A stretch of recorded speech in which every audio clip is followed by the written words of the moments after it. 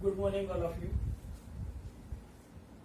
હવે આપણે આજે જોઈએ નાના આંતરડામાં પાચન. અગાઉ આપણે શીખી ગયા કે જઠરમાં પાચનને અંતે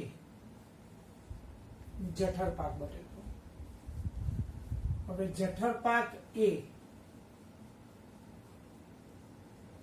નાના આંતરડામાં એટલે કે પક્વાશયમાં જઠર પાક નાના આંતરડામાં એટલે કે પક્વાશયમાં પ્રવેશે છે.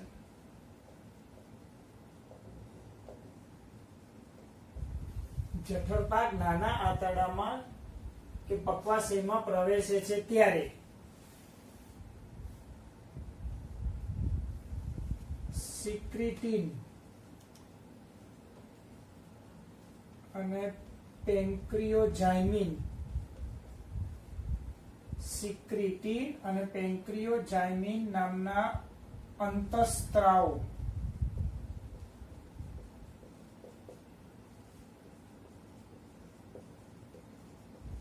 ઉત્પન્ન થાય છે.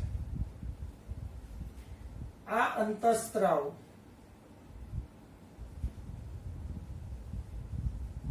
સ્વાદુપિંડને ઉત્તેજે છે અને સ્વાદુરસનો સ્ત્રાવ પ્રેરે છે. આકૃતિમાં સમજીએ.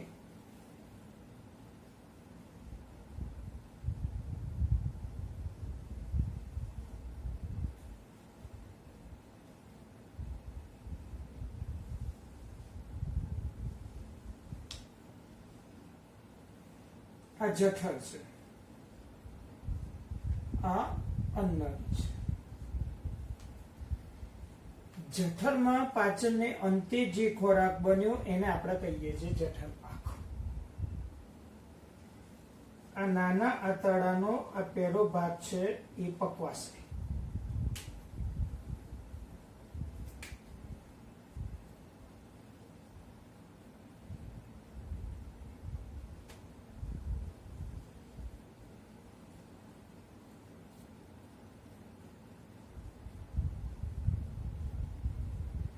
આ છે સ્વાદુપિંડ. જઠર પાક આ છે નિજઠરવાલ.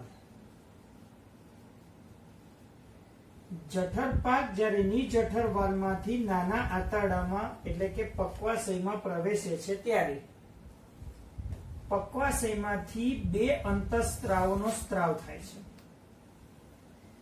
એક અંતઃસ્ત્રાવ છે સિક્રીટીન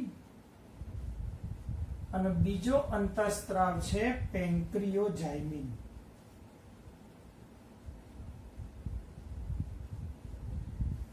આ બંને અંતઃસ્ત્રાવો એ આ સ્વાદુપિંડને ઉત્તેજે છે, એને ઉત્તેજે છે અને તેમાંથી જે સ્વાદુરસ છે એમાંથી એ સ્વાદુરસનો સ્ત્રાવ થાય છે. તો હવે આ સ્વાદુરસ એ જઠર પાકનું કેવી રીતે પાચન કરે છે હવે આપણે જોઈએ. તો સ્વાદુરસ દ્વારા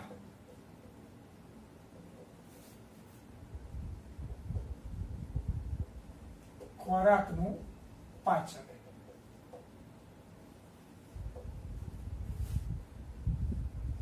તો સ્વાદુરસના જે બંધારણીય ઘટકો છે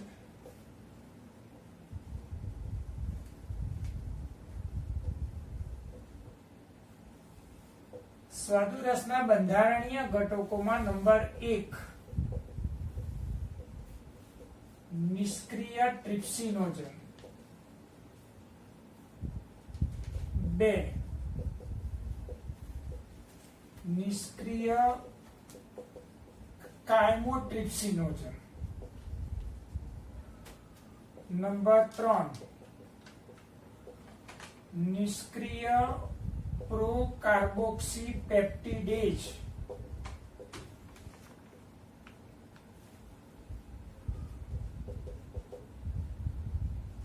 નંબર 4 એમાઇલેજ, નંબર 5 લાઇપેજ અને 6 ન્યુક્લિએજનો સમાવેશ થાય છે. તો યાદ રાખજો વિદ્યાર્થી મિત્રો કે અહીંયા 3 જે છે બંધારણીય ઘટકો એ નિષ્ક્રિય સ્વરૂપે છે, જેને હવે આપણે સક્રિય કરવા પડે, જેમાં ટ્રિપ્સિનોજન, કાયમોટ્રિપ્સિનોજન અને પ્રોકાર્બોક્સીપેપ્ટિડેઝ જે પ્રોટીનના પાચન માટે વપરાય છે. એટલે આ ત્રણ છે એ પ્રોટીએજ. એટલે સૌપ્રથમ વખત આપણે પ્રોટીએજને સક્રિય કરવું પડે, નિષ્ક્રિયને સક્રિય કરવું પડે. પ્રોટીએજની સક્રિયતા, પ્રોટીએજની સક્રિયતા. તો આ જે નિષ્ક્રિય ટ્રિપ્સિનોજન છે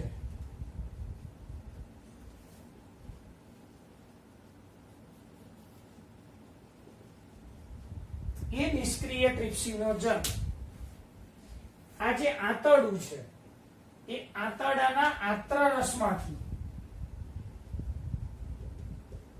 એ જે આંતરરસ છે તો આંતરરસનો જે ઉત્સેચક છે એન્ટેરોકાઇનેજ,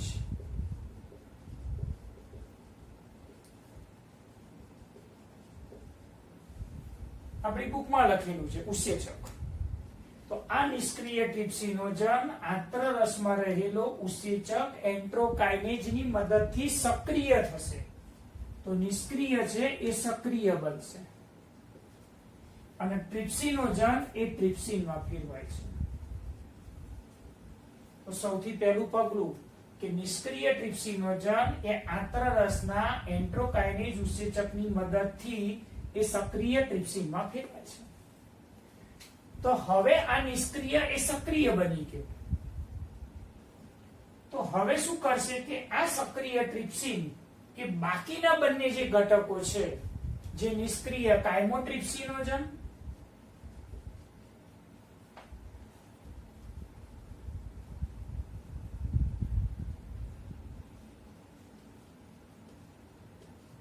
નિષ્ક્રિય કાયમોટ્રિપ્સિનોજન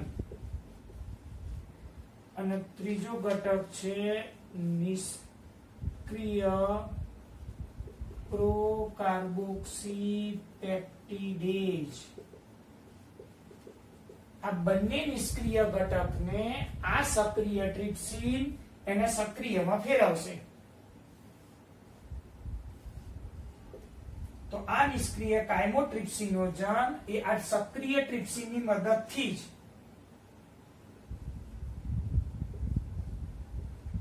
સક્રિય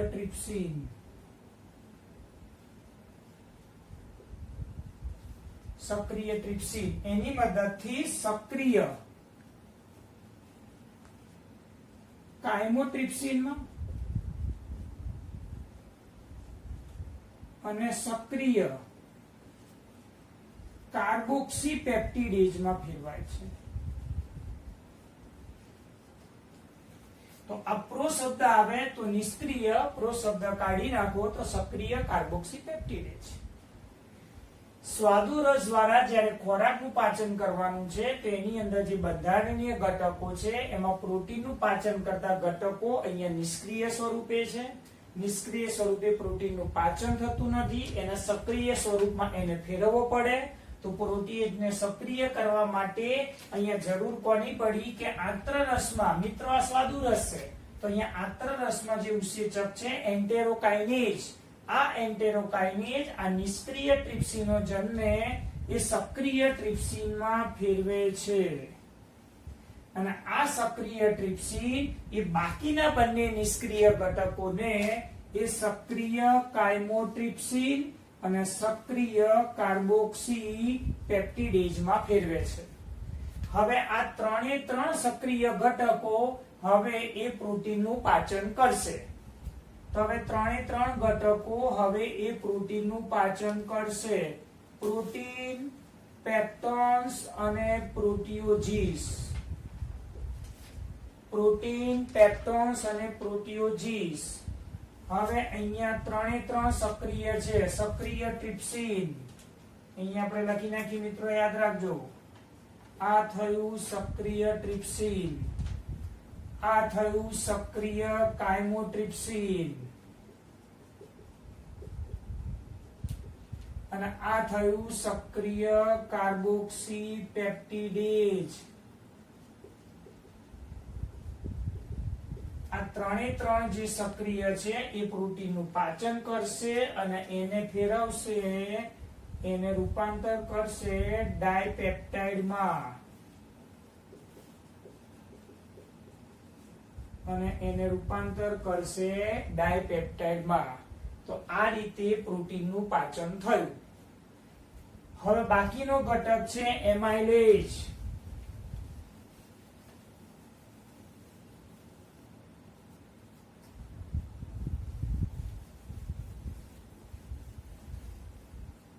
હવે બાકીનો ઘટક છે એમાઇલેજ, જે કાર્બોદિતનું પાચન કરશે. કાર્બોદિતનું પાચન. તો મિત્રો યાદ કરો, અગાઉ કાર્બોદિતનું પાચન થઈ ગયું મુખ ગુહામાં. મુખ ગુહામાં ઉત્સેચક હતો એમાઇલેજ.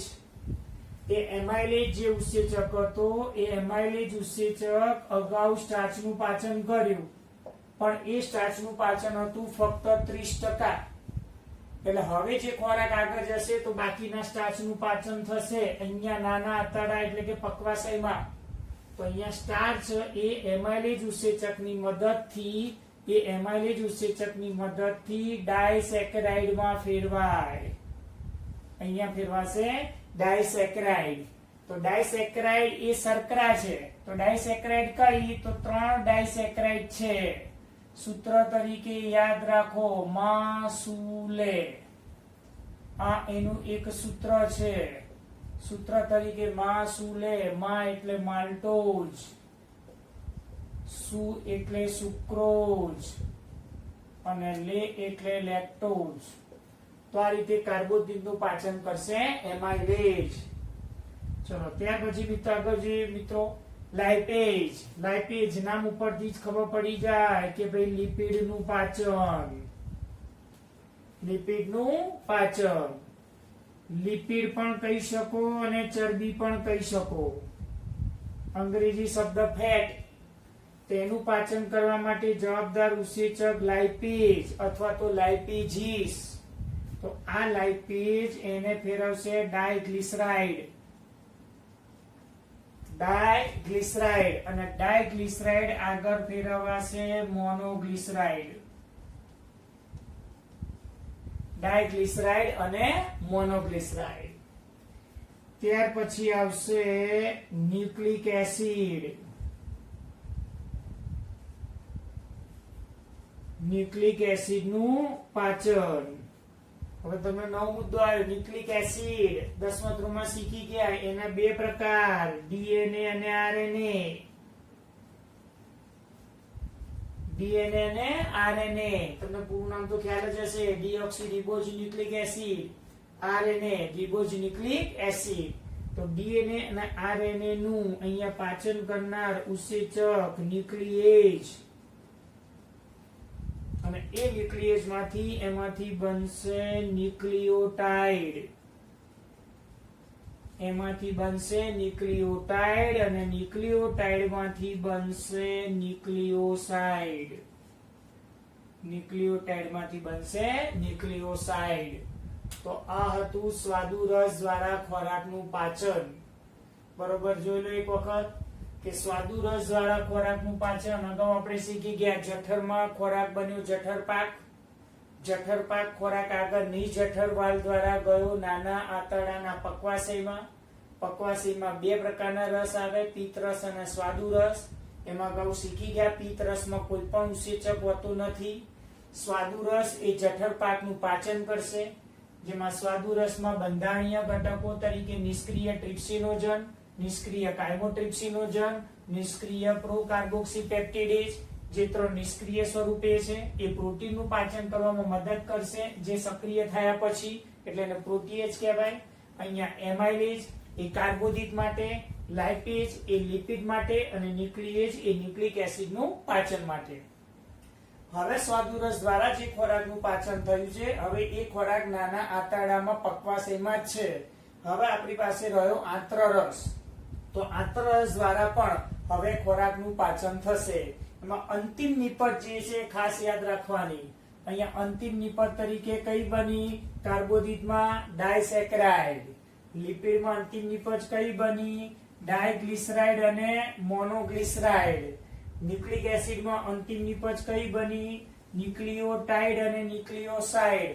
એવી રીતે પ્રોટીનની અંતિમ નિપજ કઈ? ડાયપેપ્ટાઇડ. હવે આ જે અંતિમ નિપજ છે એનું આગળ પાચન થશે હવે આંત્રરસ દ્વારા. તો આંત્રરસ દ્વારા હવે ખોરાકનું પાચન થશે. આંત્રરસ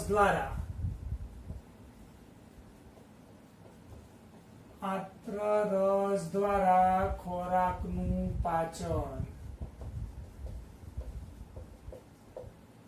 તો અગાઉની જે પાચન થયું સ્વાદુરસ દ્વારા એની અંતિમ નિપજ યાદ રાખવાની. જેમ કે પ્રોટીનનું પાચન થયું તો અંતિમ નિપજ કોણ હતી? ડાયપેપ્ટાઇડ. સૌથી પહેલા અહીંયા લખીએ પ્રોટીનનું પાચન. તો પ્રોટીનના પાચનની અંતિમ નિપજ હતી ડાયપેપ્ટાઇડ. ખાસ યાદ રાખજો ડાયપેપ્ટાઇડ. તેવી જ રીતે કાર્બોદિતનું પાચન. હવે કાર્બોદિતના પાચન માટેની અંતિમ નિપજ યાદ કરો. કયું હતું? સ્ટાર્ચ. સ્ટાર્ચનું પાચન થયું એમાઇલેજ દ્વારા. એમાઇલેજમાંથી બન્યું ડાયસેક્રાઇડ. ડાયસેક્રાઇડના 3 પ્રકાર. એક હતા માલ્ટોઝ, બીજો હતો સુક્રોઝ અને ત્રીજો હતો લેક્ટોઝ. આ ત્રણેયનું પાચન કરશે આંત્રરસના ઘટકો. ત્યાર પછી આપણે જોઈએ ત્રીજું કે ભાઈ લિપિડનું પાચન. ત્યાર પછી જોઈએ લિપિડનું પાચન. તો લિપિડનું પાચન સ્વાદુરસ દ્વારા શીખી ગયા હમણાં. તો હતું કયું? ડાયગ્લિસરાઇડ. ડાયગ્લિસરાઇડ અને મોનોગ્લિસરાઇડ. ડાયગ્લિસરાઇડ અને મોનોગ્લિસરાઇડ. અને આપણે ચોથો મુદ્દો શીખી નાખીએ કે ભાઈ ન્યુક્લિક એસિડ. ન્યુક્લિક એસિડનું પાચન. તો ન્યુક્લિક એસિડના પાચન માટે શું હતું? તો આપણને ખબર છે ન્યુક્લિયોટાઇડ. ન્યુક્લિયોટાઇડ. ન્યુક્લિયોટાઇડમાંથી બનશે ન્યુક્લિયોસાઇડ. આપણે શીખી ગયા અગાઉ. તો હવે આંત્રરસમાં કયા ઘટકો હોય?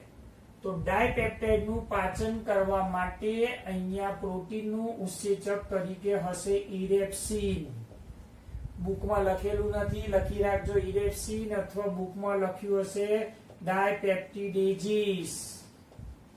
બુકમાં લખ્યું હશે ડાયપેપ્ટિડેજીસ. યાદ રાખજો ઇરેપ્સિન, પરીક્ષામાં પૂછી શકાય છે. તો આ ડાયપેપ્ટાઇડનું પાચન થશે અને એમાંથી આપણને ઘટક મળશે એમિનો એસિડ. તો શીખી ગયા 10માં પ્રોટીનનો સરળ ઘટક કોણ? તો એમિનો એસિડ. આપણે શીખી ગયા પ્રોટીન શાનાથી બને? તો એમિનો એસિડ. ચલો કાર્બોદિતનું પાચન. તો માલ્ટોઝ. તો માલ્ટોઝની પ્રક્રિયા. સુક્રોઝ અને લેક્ટોઝ. તો માલ્ટોઝનું પાચન કરે એ ઉત્સેચક માલ્ટેઝ. કોઈ પણ ઉત્સેચક હોય એની પાછળ એજ પ્રત્યે લગાવવાનો. આ નિયમ છે. તો માલ્ટોઝ હોય તો એને પાછળ એજ લાગો તો માલ્ટેઝ. એવી રીતે સુક્રોઝ હોય તો સુક્રોઝની પાછળ પ્રત્યે લાગે સુક્રેઝ. અને લેક્ટોઝ હોય તો લેક્ટોઝની પાછળ પ્રત્યે લાગે લેક્ટેઝ. તો આ રીતે માલ્ટોઝનું જ્યારે પાચન થશે તો માલ્ટોઝનું પાચન થશે તો અહીંયા આપણને મળશે ગ્લુકોઝ પ્લસ ગ્લુકોઝ. તો બે ગ્લુકોઝના અણુઓ પ્રાપ્ત થશે. માલ્ટોઝ એ ડાયસેક્રાઇડ છે જ્યારે બે ગ્લુકોઝ એ મોનોસેક્રાઇડ છે. સુક્રોઝનું પાચન થશે તો આપણને મળશે ગ્લુકોઝ પ્લસ ફ્રુક્ટોઝ. તો ફ્રુક્ટોઝ જે આપણે અગાઉ શીખીશું, ફ્રુક્ટોઝ એટલે ફ્રૂટ, ફળ, ફળોના રસમાંથી પ્રાપ્ત થતી શર્કરા. આપણને ખબર છે ફળ, શેરડી. તો શેરડીમાંથી આપણે શું બનાવી શકીએ? એના રસમાંથી ખાંડ. તો અહીંયા સુક્રોઝને શું કહેવાય? કેમિસ્ટ્રીની ભાષામાં ખાંડ તરીકે પણ તેને દર્શાવી શકાય. લેક્ટોઝ, તો લેક્ટોઝનું જ્યારે પાચન થશે ત્યારે એમાંથી ગ્લુકોઝ પ્લસ ગેલેક્ટોઝ, તો આ જે ગેલેક્ટોઝ છે એ દૂધની અંદર આપણને શર્કરા તરીકે આપણને જોવા મળશે, કારણ કે લેક્ટોઝ એ ડાયસેક્રાઇડ છે અને ગ્લુકોઝ અને ગેલેક્ટોઝ એ મોનોસેક્રાઇડ છે. તો આ રીતે કાર્બોદિતના સરળ ઘટક આપણને જોઈ ગયું. પહેલા શું બન્યું? સ્ટાર્ચ. સ્ટાર્ચમાંથી શું બન્યું? માલ્ટોઝ. માલ્ટોઝમાંથી શું બન્યું? ગ્લુકોઝ. તો સરળ ઘટક આપણને પ્રાપ્ત થયો. ચલો લિપિડનું જોઈ કાઢીએ. લિપિડમાં શું હતું આપણી પાસે? ડાયગ્લિસરાઇડ અને મોનોગ્લિસરાઇડ. તો ડાયગ્લિસરાઇડ અને જે મોનોગ્લિસરાઇડ હતું, આ ડાયગ્લિસરાઇડ, તો ડાયગ્લિસરાઇડમાંથી આપણને પ્રાપ્ત થયું મોનોગ્લિસરાઇડ અને ઉત્સેચક હતું લાઇપેઝ.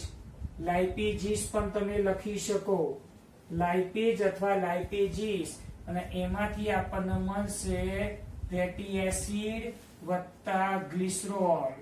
લિપિડનું પાચન થાય એટલે આપણને મળે ફેટી એસિડ અને ગ્લિસરોલ. તો ન્યુક્લિક એસિડનું પાચન આપણે જોઈએ કે ન્યુક્લિયોટાઇડ, તેના માટે ઉત્સેચક છે ન્યુક્લિયોટાઇડેજીસ. અહીંયા જીસ પ્રત્યે લગાવવાનું. ન્યુક્લિયોસાઇડ, તો અહીંયા લખી નાખીએ ન્યુક્લિયોસાઇડેજીસ. હવે એમાંથી બનશે નાઇટ્રોજન બેઝ અને પેન્ટોઝ શર્કરા. બુકમાં માત્ર શર્કરા લખ્યું હશે, માત્ર બેઝ લખ્યું હશે. નાઇટ્રોજન બેઝ અને પેન્ટોઝ શર્કરા. તો આ સ્વાદુરસ દ્વારા ખોરાકનું પાચન. સ્વાદુરસની અંતિમ નિપજો હતી ડાયપેપ્ટાઇડ, પછી આ માલ્ટોઝ, સુક્રોઝ અને લેક્ટોઝ, એને કહેવાય ડાયસેકેરાઇડ. આ ડાયપેપ્ટાઇડ, આ ડાયસેકેરાઇડ, આ છે ડાયગ્લિસરાઇડ. બરોબર સમજો. પ્રોટીન હોય તો પેપ્ટાઇડ શબ્દ આવે, ડાયપેપ્ટાઇડ.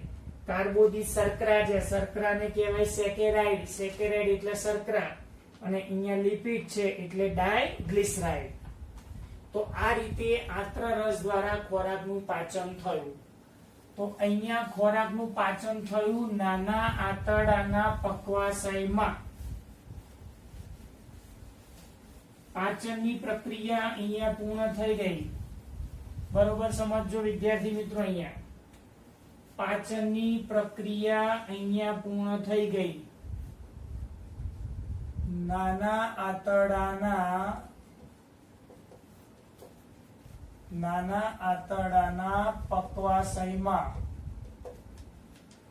પક્વાશયમાં પાચન પૂર્ણ થાય છે. જ્યારે મધ્યાંત્ર અને શેષાંત્ર, નાના આંતરડાના પક્વાશયમાં પાચન પૂર્ણ થાય છે જ્યારે મધ્યાંત્ર અને શેષાંત્રમાં અભિશોષણની પ્રક્રિયા થાય છે. અભિશોષણની પ્રક્રિયા થાય છે. આ ખાસ યાદ રાખજો. ચલો બીજી એક તમને શીખવાડી દઉં આંત્ર રસ. એક અગત્યનો એમસીક્યુ, ખાસ કરીને જે નીટમાં પૂછાઈ ગયેલો. નીટમાં પૂછાઈ ગયું કે ભાઈ સક્કસ એન્ટેરિકસ. સક્કસ એન્ટેરિકસ એટલે શું? સક્કસ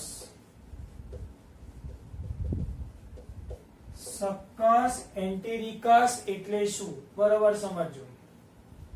તો આકૃતિમાં મેં તમને અહીંયા આ દર્શાવ્યું.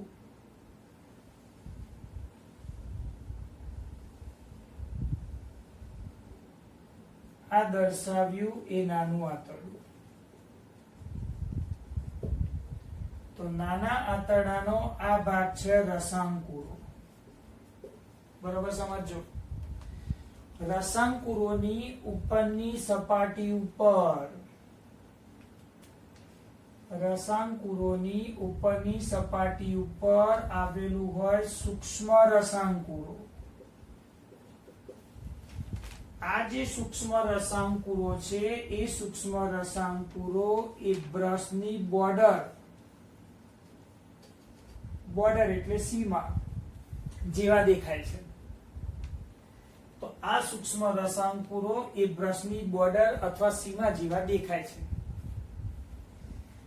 બીજું આપણે જોઈએ કે ભાઈ આ જે નાના આંતરડાનો જે આ ભાગ છે તો નાના આંતરડાના શ્લેષ્મ સ્તરમાં નાના આંતરડાના શ્લેષ્મ સ્તરમાં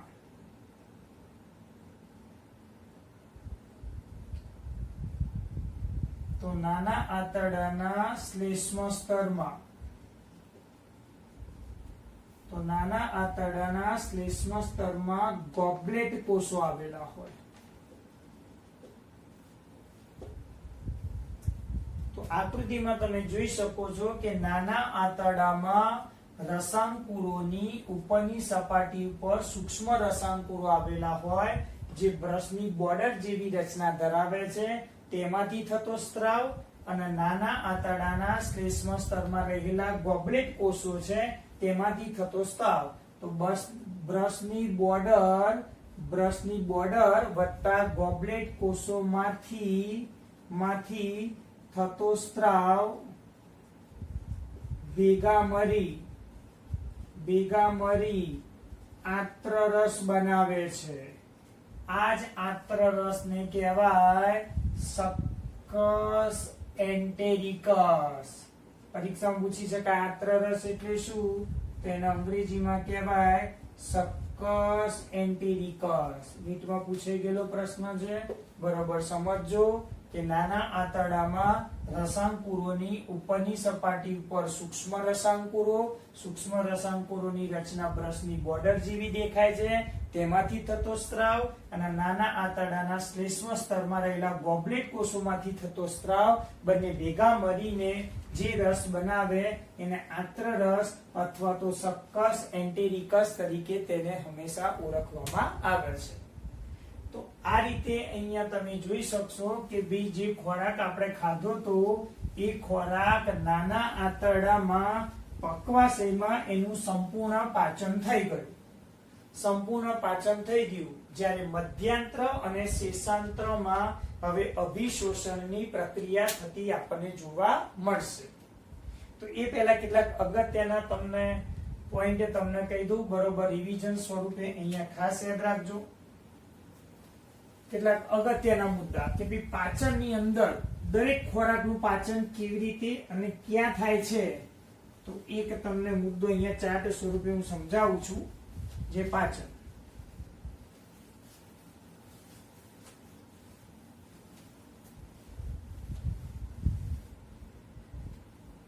સૌથી પહેલા આપણે લઈ લઈએ અહીંયા કે ભાઈ કાર્બોદિતનું પાચન.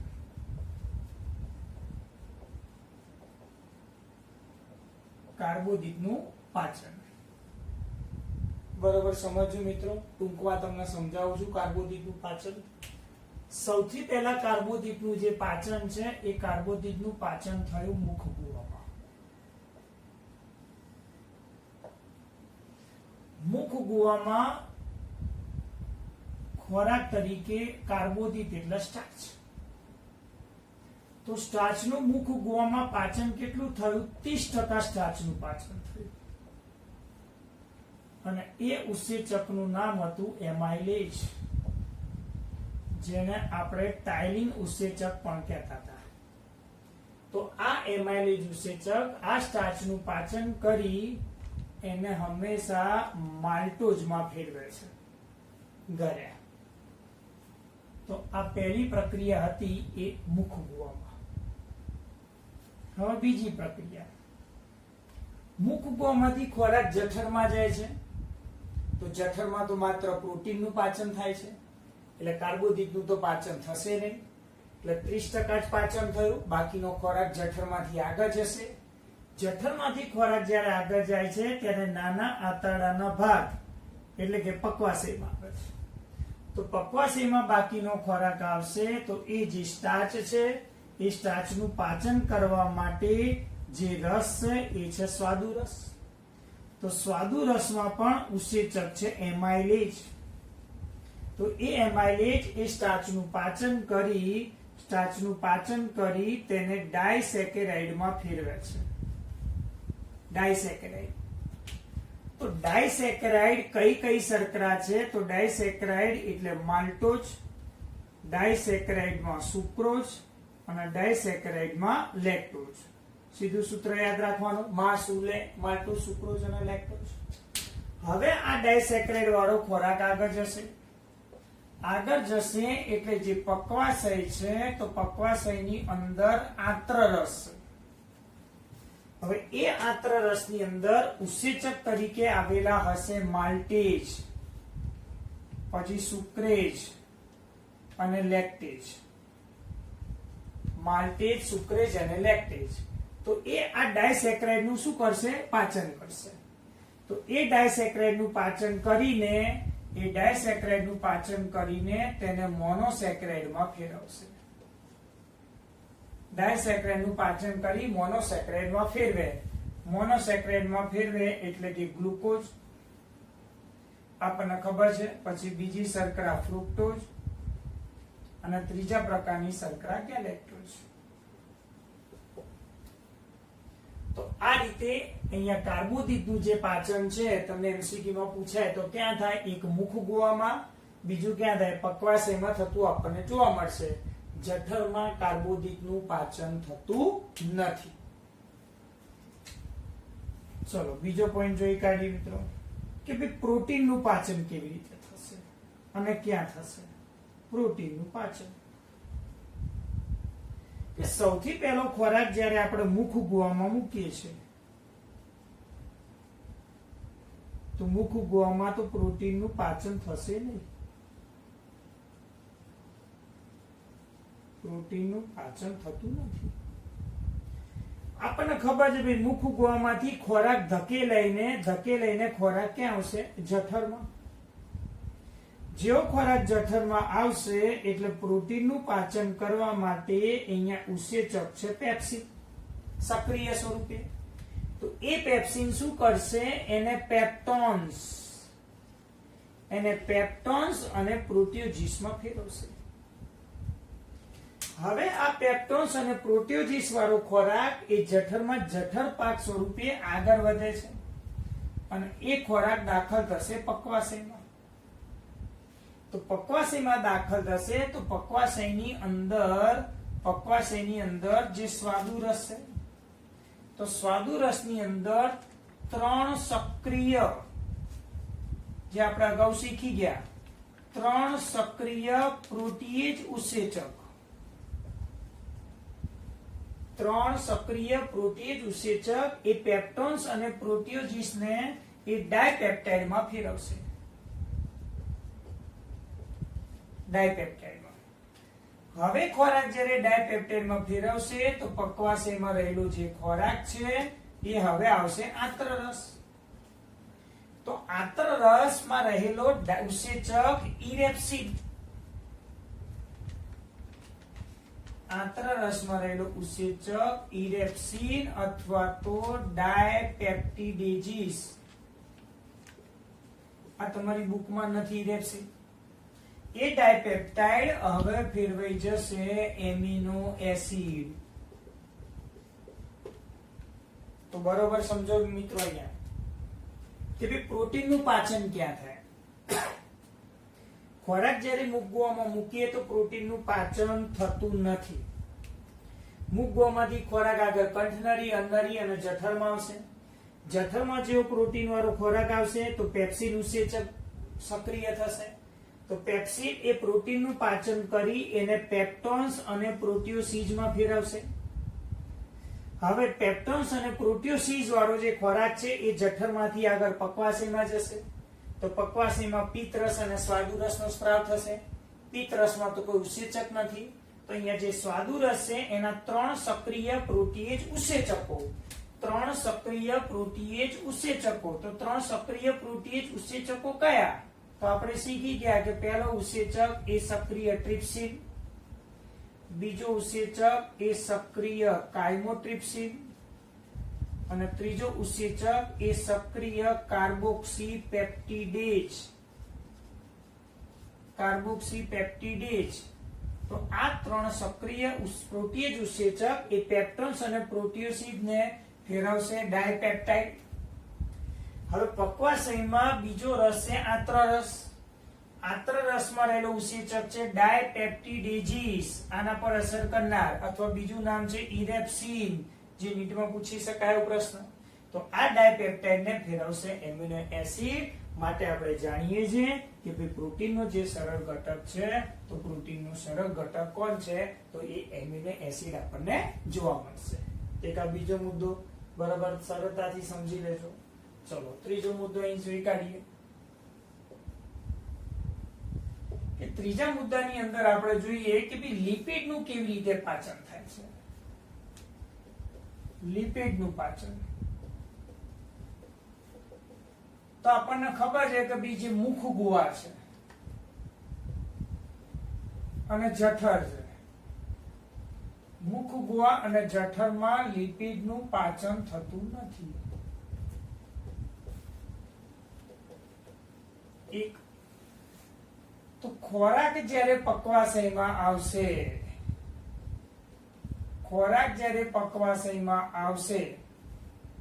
તો પક્વાશયમાં આવશે ત્યારે પક્વાશયની અંદર આપણી પાસે છે સ્વાદુરસ ઉત્સેચક. તો એ શું કરશે કે આ જે લિપિડ છે એ લિપિડને એ ડાયગ્લિસરાઇડ અને મોનોગ્લિસરાઇડમાં ફેરવશે.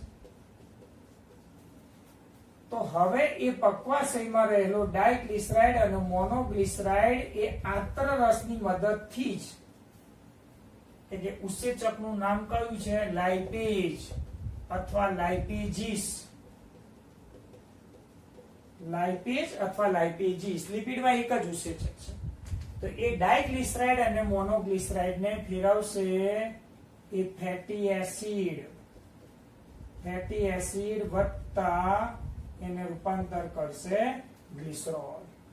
તો આ રીતે અહીંયા જુદી જુદી રીતે દરેક ખોરાકનું પાચન કેવી રીતે થાય તો તમને એક સરળતાથી રિવિઝન સ્વરૂપે સમજાવ્યું.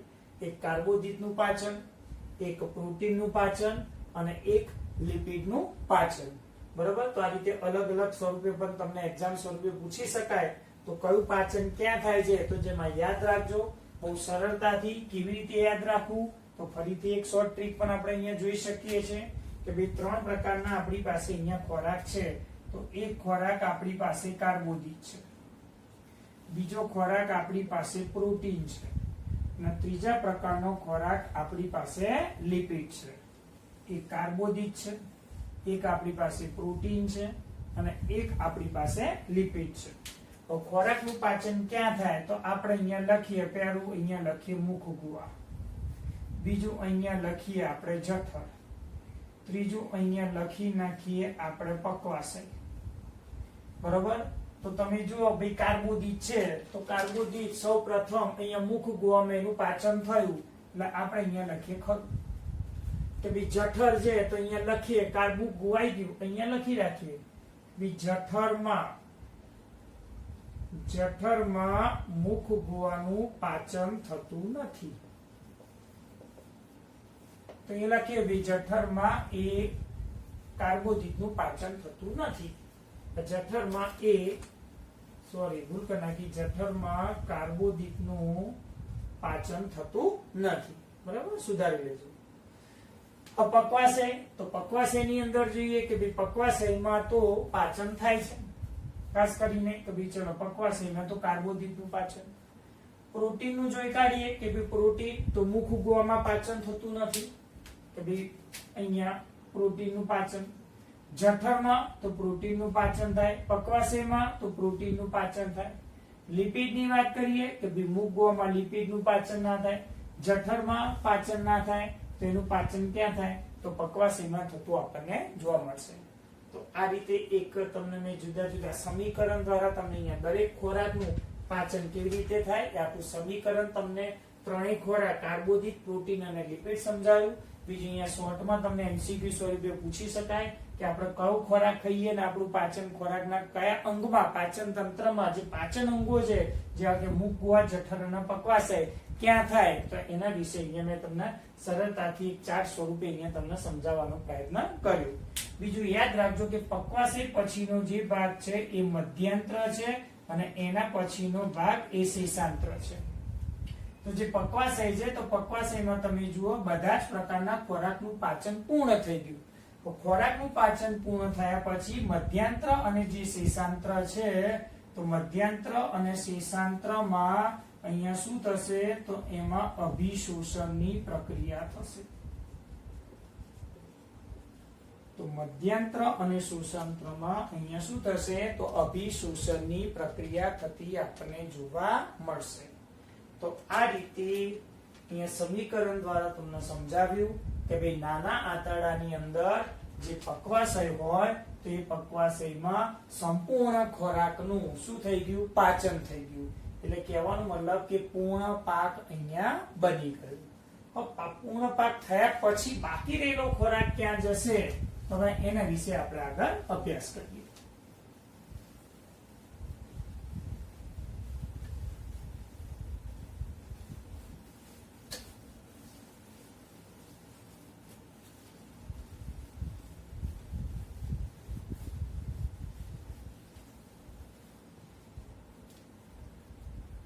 બરોબર આકૃતિમાં સમજો.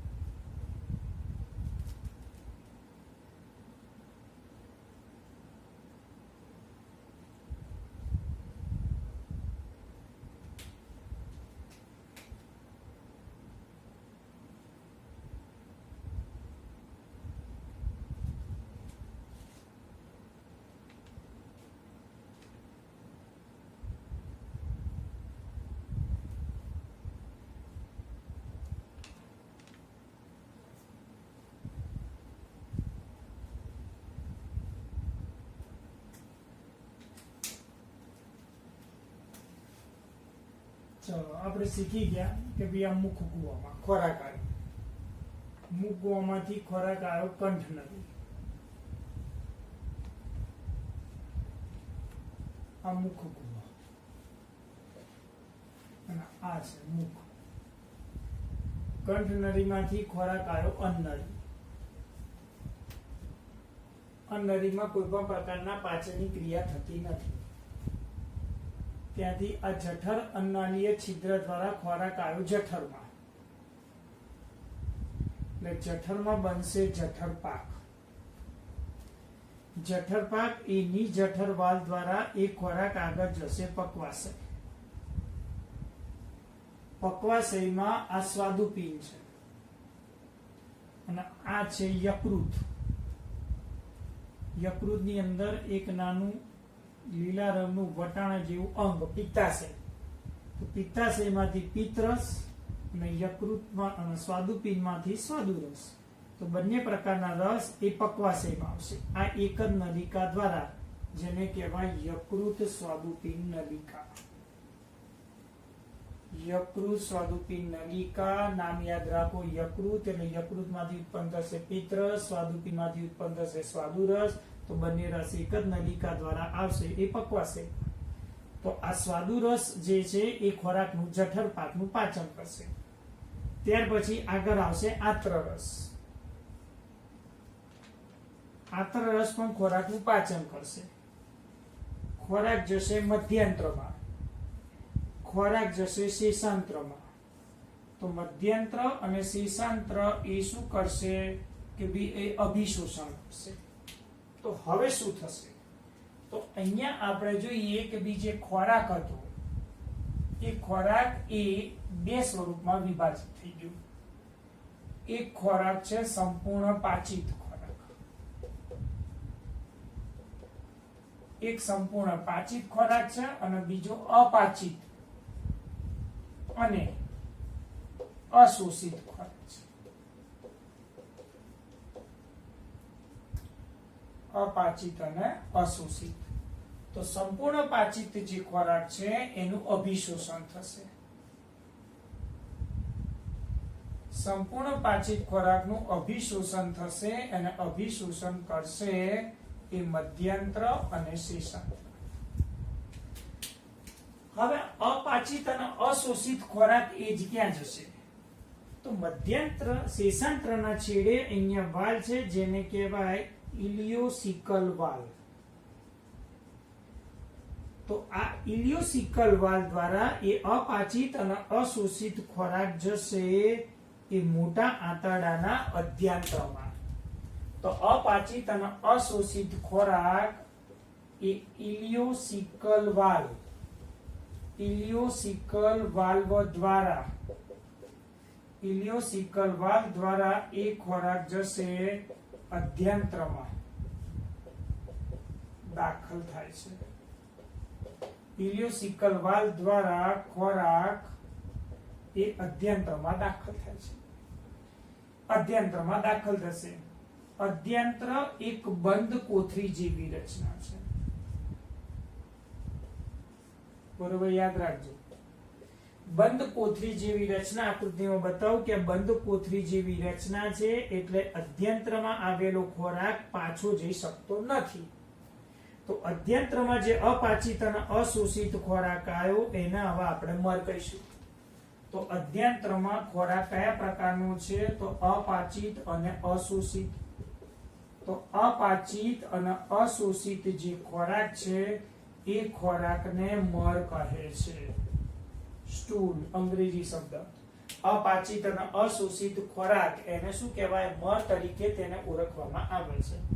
હવે અધ્યંત્રમાંથી જે મળ છે હવે એ આ મોટા આંતરડામાંથી હવે એ પસાર થાય છે. આ ઉર્ધ્વગામી કોલોન, આ અનુપ્રસ્થ કોલોન, આ અધોગામી કોલોન.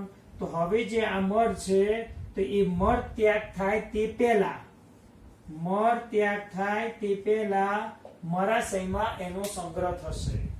તો આ જે મળ છે તો એ મળનો મરાશયમાં, યાદ રાખજો MCQ, હંગામી ધોરણે મરાશયમાં હંગામી ધોરણે મરનો સંગ્રહ થશે અને ત્યારબાદ એ મર દ્વાર મારફતે